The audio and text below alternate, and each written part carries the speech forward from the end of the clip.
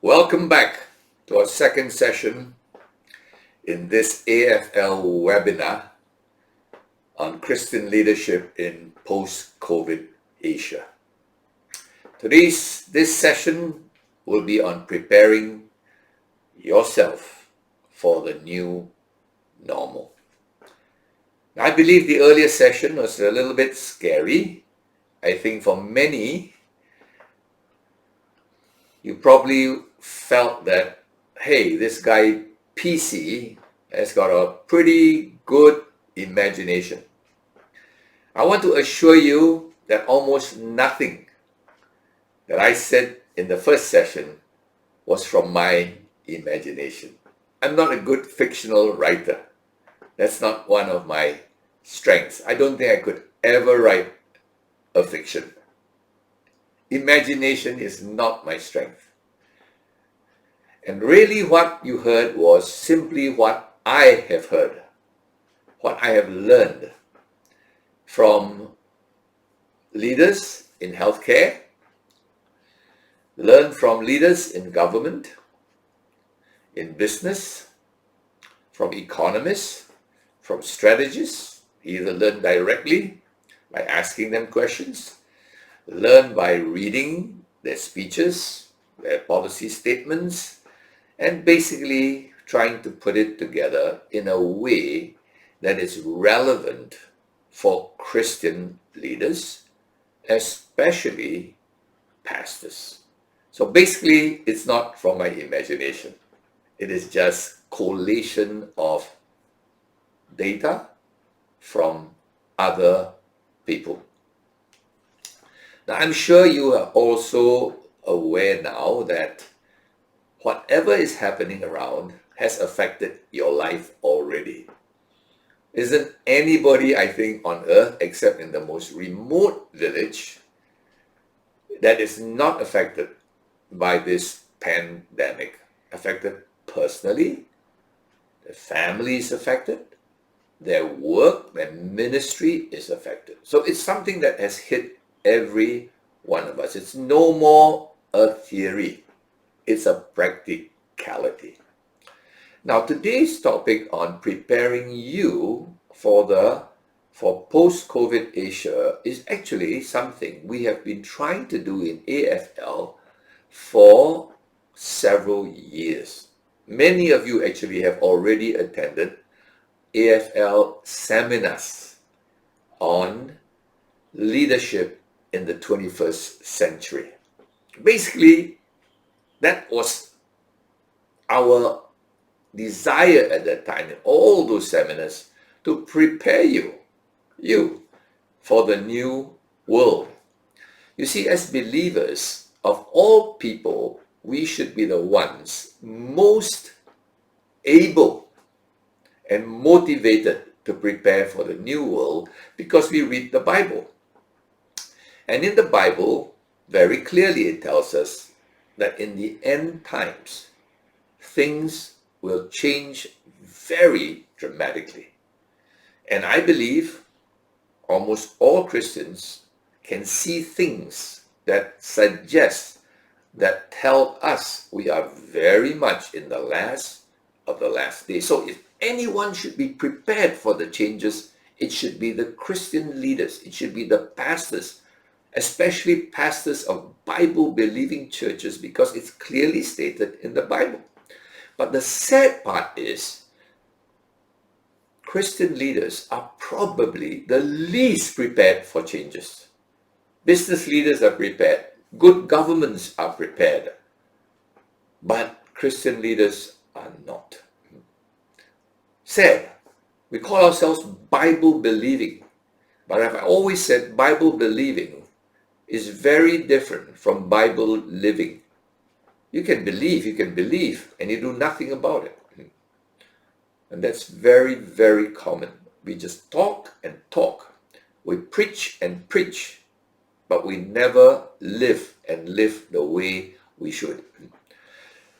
So when we did AFL forums, it was the desire to prepare us for these times. But to be honest with you, I'm also caught by surprise that these times changed faster than I thought. When I was doing it, many people thought I was like way talking too much into the future. Hey, PC, let's be practical. It's not like that. But in the last 4 months or 3 months, bang, it came. And it caught us, many of us, by surprise. And so today, let's look at some of these principles which we have been trying to teach, which has probably, for most of you who attended, was just information. But due to this COVID-19, it's no more information. It is transformation. It's transformational in your lives, whether you liked it or not. Okay, and so let's look at some of those things we were teaching. Number one, embrace change. End times, life will be different. That's why they're called end times. Life will be very different. Therefore, there will be very many changes, severe changes, fast changes, and therefore we need to embrace them. Now that's not natural. Nobody embraces change. We embrace the comfort zone. We love the comfort zone. We love to do things that are easy, habitual, comfortable. The more you do it, the better you get at it, and you want to hope that that is the way you can go because you don't need to think, you don't need to worry about it, you know what to do. All right, so what we see here is that we need to embrace change, not tolerate change. Many people are saying, yeah, I know I have to change. Yeah, I know. You see, the attitude, I know I have to change, is not embracing change. It is reluctantly accepting change. Very different. Okay? So, today, what we want to do is to embrace change. Now, what is the skill needed to embrace change? You need a skill to embrace change. The skill we need is called unlearning. Okay, we all naturally can learn. It's a natural process. Every child is born with a desire to want to learn. That's why children are very curious. They go around, they touch things and they poke things and they ask why? Because they are born with that ability. That's how we fill this brain of ours with facts from the world. It's given by God. But there is no natural ability to unlearn. It doesn't exist. There is no such aptitude nor ability. So how do you unlearn? If you don't have the ability, how do you unlearn? And so many people say, how do you unlearn? It's very simple. Unlearning is not an aptitude nor an ability. It's an attitude. You say, what do you mean? What do you mean? It's very simple. The attitude is called humility. The only way you can unlearn is for you to say, I'm irrelevant. That's very humbling. My skills are now out of date. I have no skills for the present situation. How many people can say that? I guess if you are nobody, it's easier. The higher you go up in age, the higher you go up in your position, senior pastor, president of some organization, the more education you have, the more intelligence you have and ability, is it easy for you to say, I am irrelevant. Not easy at all. Extremely difficult to say, I am irrelevant. All right? So basically, what we have now is an attitude that we need to have, and that's something that God wants us to have. Because God says He resists the proud and He gives grace to the humble. The worst thing in life is to have pride, whether you're a believer, unbeliever. It's very hard to share the gospel to a righteous guy, a good guy. You tell him you're a sinner. He looks at you like, what are you saying? Now, if you tell a sinner, a real outright sinner, he's a sinner, he says, you're right.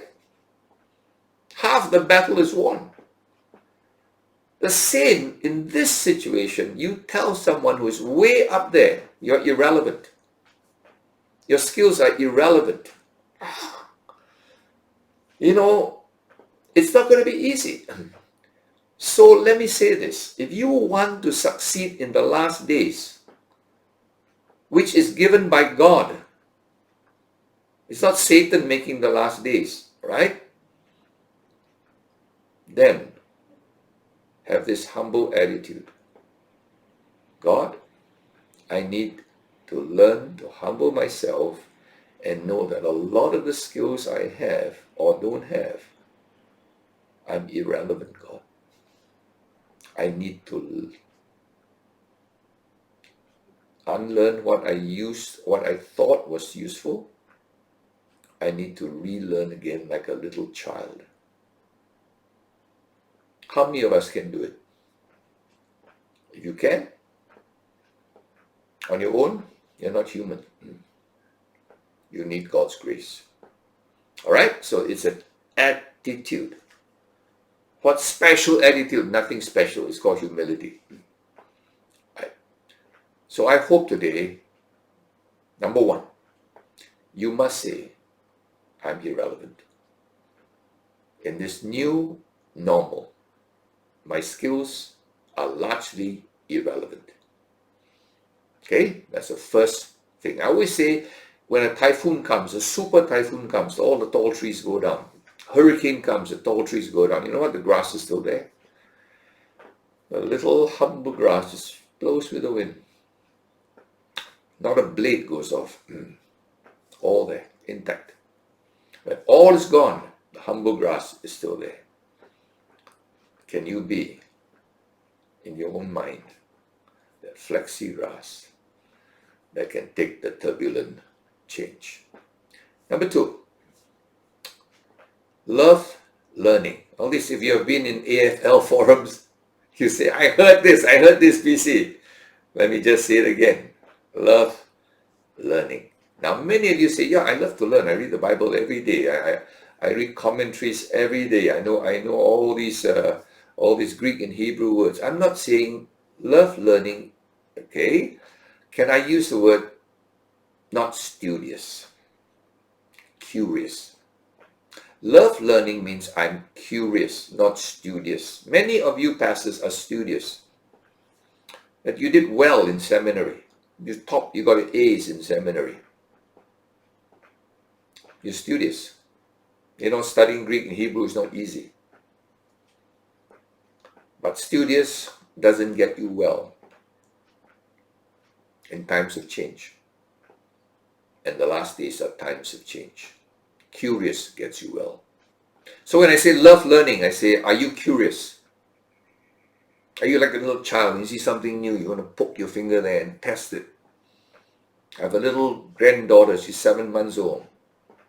Every socket in the house, she has to stick her finger there because it looks interesting. Why does the wall suddenly have these little holes there? You know, everything in the house, she has to poke it, push it, pull it. Curious. How are you? You see, many of us just go in a little hole, know more Greek, more Hebrew, more on this verse, more on what we know. Today, in a world of change, be curious. A lot of things you don't know, and you do find out now. Learn. Okay? I used to employ doctors. When I started my life, basically I ran a medical organization. We had a very good medical organization. The brightest, best doctors wanted to join us. Became the super grades from super universities everywhere. I found most of the studious doctors never became successful because they were just studious, not curious. I found the curious doctors, almost all became very successful. They didn't put their head in the book alone, but they looked around and saw another interesting success there. Let me learn from that. Oh, I learned relational skills from this patient of mine. Wonderful. Another patient came in, they would ask questions, and they learned business from their patient. Another one came around and was good in marketing. They learned marketing from the guy.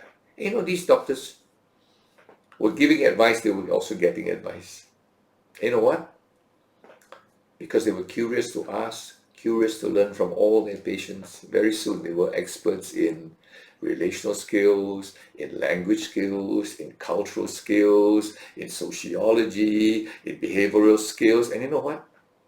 They became super successful. Why? They were curious. Every time there was a patient, they said, "What do you do? Oh, that's interesting.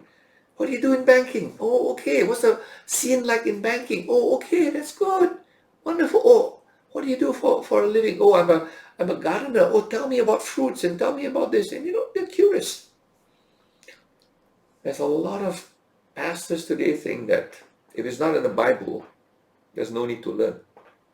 They have this fallacy, right? They think, and they're correct, everything in the Bible is true. That is correct. But not everything that is true is in the Bible. A lot of things are not in the Bible. COVID-19 is not in the Bible. Webinars are not in the Bible. Zoom is not in the Bible. And so they don't know anything about it. In the midst of COVID, they're still preaching as if there's no COVID. In the midst of COVID and lockdown and quarantine, they still live as if Zoom is not important. Okay? They don't want to learn. They're studious and they've confused studious with love of learning. Two different skills. So number 2, ask yourself, if you want to be ready for the new normal, are you curious or studious? I assume you're already studious. Otherwise, you won't have your Bachelor of Theology and be a pastor. Are you curious? All right? So today, in the world of for curious people, the world is a lovely place to live in, because in the internet, you can find out anything under the sun. In our lockdown, my wife will say, "Oh, I want to do this, I want to cook this." What does she do? Just go to the internet and she finds it. My daughters-in-law do all kinds of amazing things during the lockdown. I say, "Where do you learn all that from?" "Dad, internet, YouTube." All right? Endless. If you're curious, this is the best generation to live, because you have endless resources. Number 3, you want to be ready, prepared for the new normal? Love technology. I always say God is the greatest technologist. The whole world is one marvel of amazing invention. When God wanted the gospel to spread, he made Roman roads so that Apostle Paul and the Christians could walk on these roads and bring the good news on the Roman roads. Road building was a technology. Romans built amazing roads that even stand today, 2,000 years later. Road building technology helped the spread of the gospel. Then, and 500 years ago, Protestant Reformation. God wanted the corrupt church at that time to be overthrown, in a sense, the truth. So God allowed the invention of the printing press, so that the message now was not on 2 feet walking around with a missionary mouth sharing as Apostle Paul did. Now pamphlets were going out, tracts were going out, printed at top speed by the printing press. God invented that, allowed it to be invented. But in the last days, when this gospel of the kingdom shall be preached in all the world, for a witness unto all nations, God has given us even a better technology. 1,000 times better than the printing press. 1,000,000 times faster than the Roman roads. It's called the internet. God's given you the best of all. The message now can fly to all the world at the speed of a click of the button. Today, all of us own a rocket. We all have a personal rocket. We can fly to any part of the world at a click of a button. The rocket speed is light speed. But you know what? Many pastors look at this beautiful technology that allows the gospel to go into all nations, that allows us to make disciples of all nations at almost no cost, no effort, just a click of the button. And yet most pastors say this is dangerous. Pastor, don't you think the cell phone is dangerous? Depends on how you use it. That's the answer. You see, when the automobile, when the car was invented, there were people who said, don't you think the car is dangerous? People get hurt, you know. Of course. You drive fast, you get hurt. You drive irresponsibly, you drive when you're drunk, you get hurt. Oh, Pastor, you know, when you have a car, people will go to the bar at night, you know. And they will go out at night and look for women. Of course, if you want to. The car is neutral. It's neither good nor bad. It's a tool, just like a Roman road was a tool. You can use it to go to war and cause destruction, as the Romans did. You could use it like Paul and bring the good news, as Paul did. It's neutral. If you allow the soldiers to use the road, it's used for destruction. If you walk on the road and bring the good news, it's used for blessings. So, same with the cell phone. I don't know why, up to today, the tiny minds of many pastors say, this is dangerous. Isn't a car dangerous? Isn't a book dangerous? When printing press was invented, there were narrow people in the church, mind you, at that time, who said, this is the most dangerous invention of all. This is satanic. You know what? You could print on it. You could print evil things on it. Of course you could print evil. It's neutral. You put whatever you like on it. But you could also print Bibles on it. You could print gospel tracts on it. So today, after 2,000 years after the Roman roads, there are people in the Christian world who still haven't figured out that any tool given, a hammer can be used to bash somebody's head or build a house. Can you go around and point at the hammer and say it's dangerous? Wake up. Christians, wake up. Pastors who are condemning tools, wake up. Anything can be used for anything. Even water, you can use it to give life, or you can use it to drown somebody. Is water dangerous? Okay? So it's just up to today. I go in almost every seminar and the hand is raised and saying, you are promoting the use of technology. Do you know that it can be dangerous? Of course. I'm not stupid. But do you know it can be used for good? Is the answer. It's your choice. If you don't use it for good, somebody will use it for evil.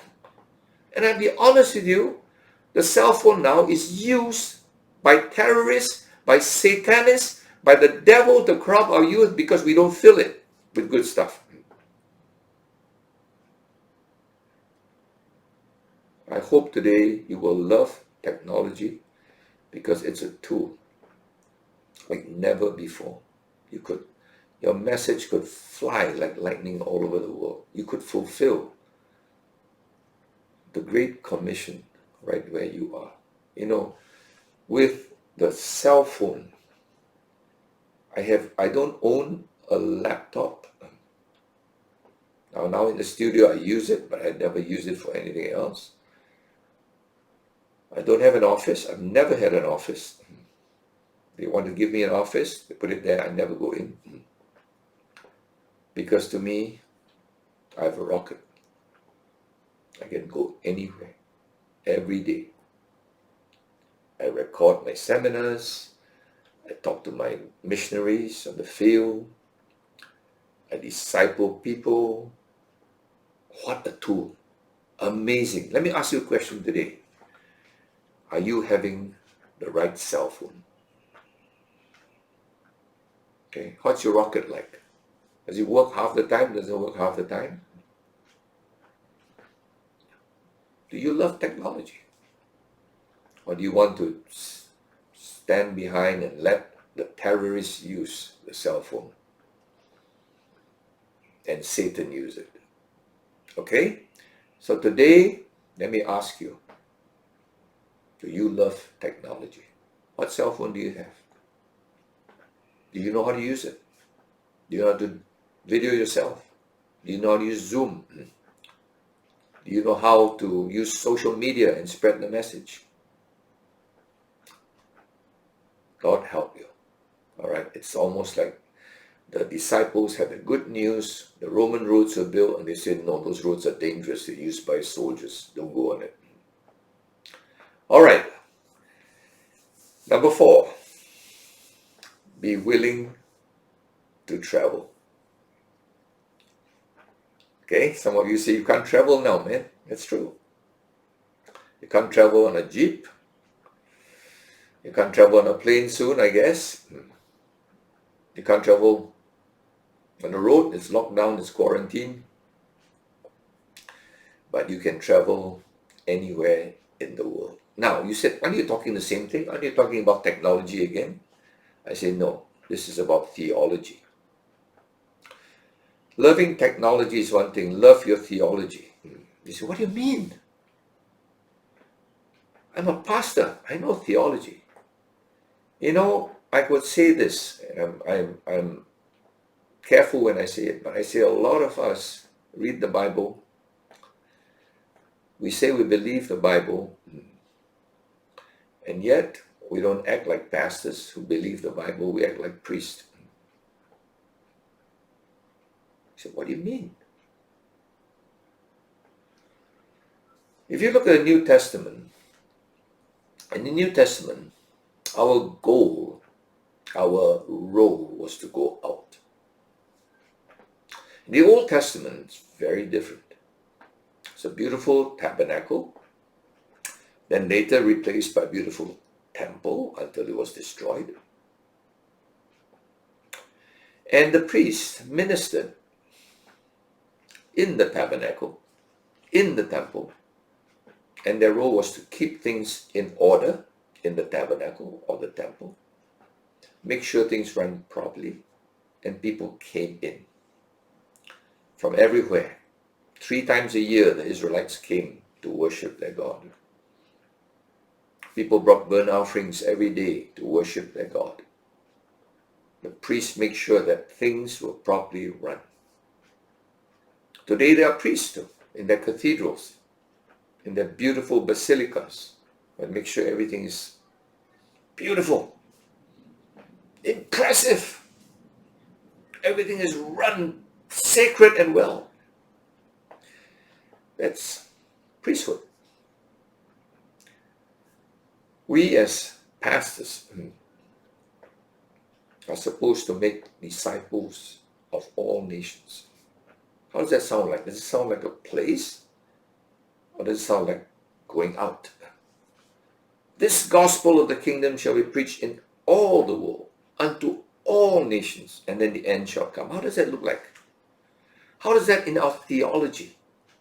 Is it about our 4 walls of our building? Making sure our Sunday service is properly run? So angry that the quarantine has affected our Sunday service? It's disrupted it? Are we priests waiting for the people to come and watch us perform on the pulpit? Do our priestly duties? Make sure everything is run well? are we pastors going out, reaching out to the flock? It's about theology. Willing to travel here is not about technology. Honestly, when I read the Bible and I look at church, it's about people, reaching people. I read about the church, the ecclesia 119 times in the Bible. It's always about people. Never once about a tabernacle, a temple, or a building, or four walls. And yet today, we call ourselves pastors. But in reality, we are priests. Whether you're a Baptist priest or a Pentecostal priest, I don't know. We're priests. And we are very upset that our priestly craft cannot be properly functioning in a quarantine. It's very disruptive to us. I think God wants us to get back to being pastors and reaching our people wherever they are. In the world, reaching the lost wherever they are. And making disciples everywhere. Who then make disciples everywhere. You see, now what's the role of the church? We'll talk about that in the next session. But are you a priest or a pastor? That's my question. In the last days, I'm afraid you cannot do a lot of priest work. In the turbulent times, the beautiful four walls are not going to be useful a lot to you. So I hope here our theology. Okay? So number 4, not about loving technology. Loving theology. God's theology. Not priests invented theology. Number 5. It's about synergy. You know, many of us say, we have teams. You know, we have fellowships. Our pastors group, we come together every now and then, we learn from one another. 100 of us come together, we discuss things and we learn together. I always said this. 100 people with the same background, doing the same thing, coming for a meeting, will come out with the same ideas. You know, when I was running my organization, we were looking for a general manager. This is medical group. And we had a search, what do you call it, an executive search, looking for a general manager for us. Of course, they will ask me, do we like someone like you? I said, why do I want someone like me? If there are 2 me's, it's only one brain anyway.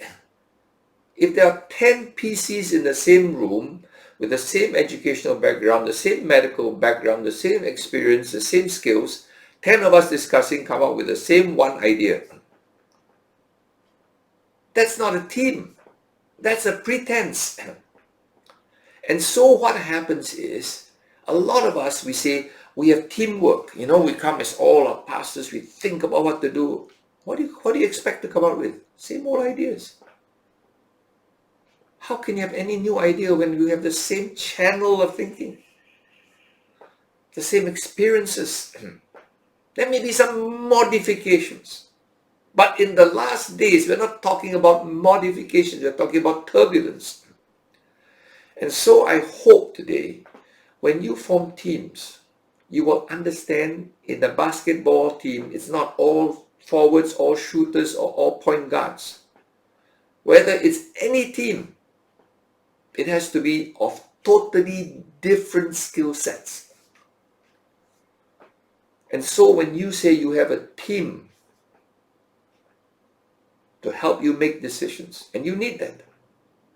We all need that. Because Christianity is about a family. It's about a team. From the very beginning, it's not a monotheistic God. It's a Father, Son, and Holy Spirit. Hard to understand. One, but three.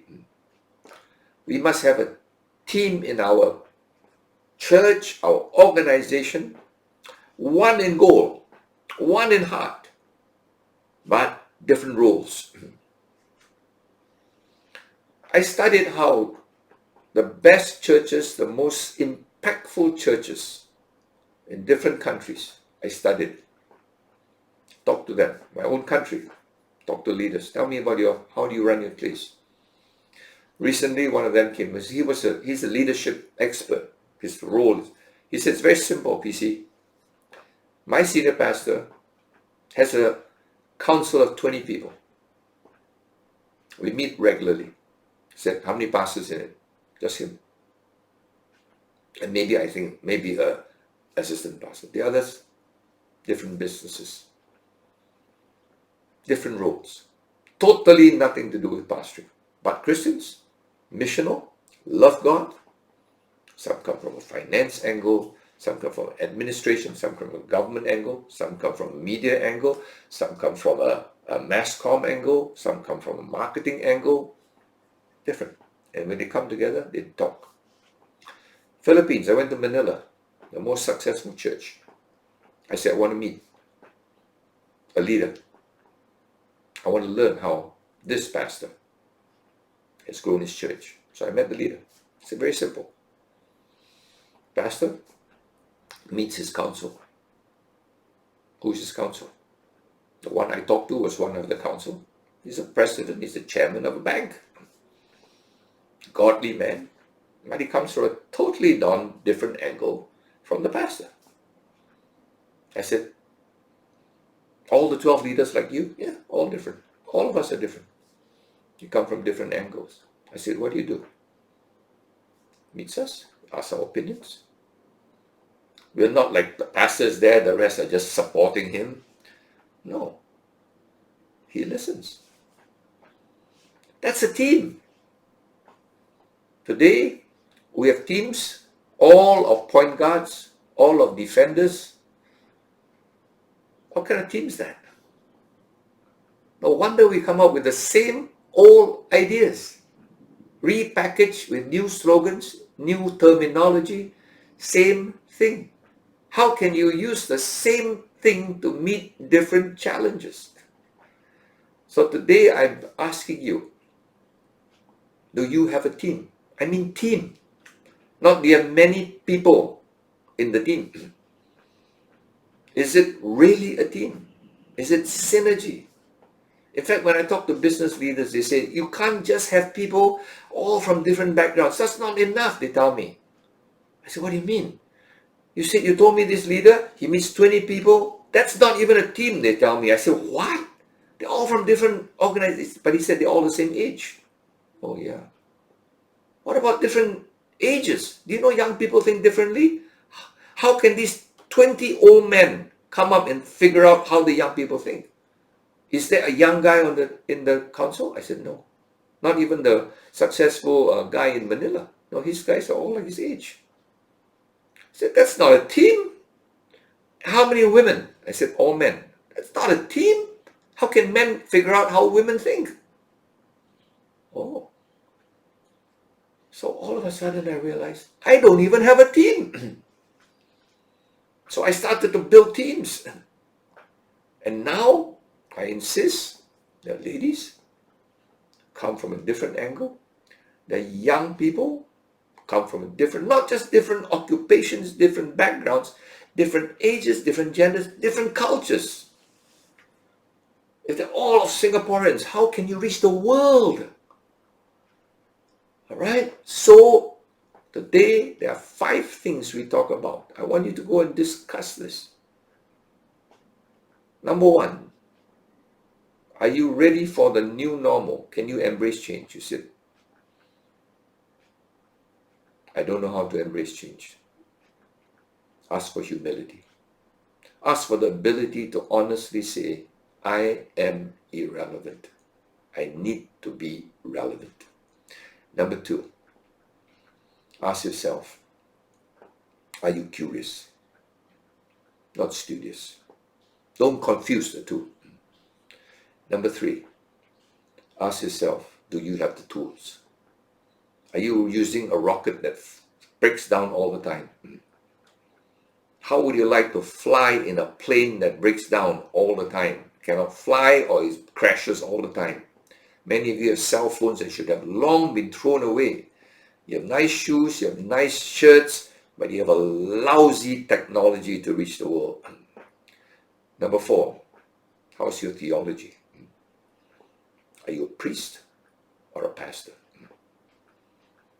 Do you want the neat and tidy cathedral to run, your mini cathedral, or do you want to be out there ministering wherever, whenever, willing to travel? Number 5, do you have a team? How can you win in any game? And the most serious game of life is God's Great Commission. How's your team? Okay? So with this, I hope you'll go back and discuss in your breakout groups what 3 life-changing things you can do in this week. What are the 3 things and what are you going to do about it? What are the things you really need to do? So doable. Buy a cell phone. You say, you mean you're just going to talk about that? Well, for me, talk's not important.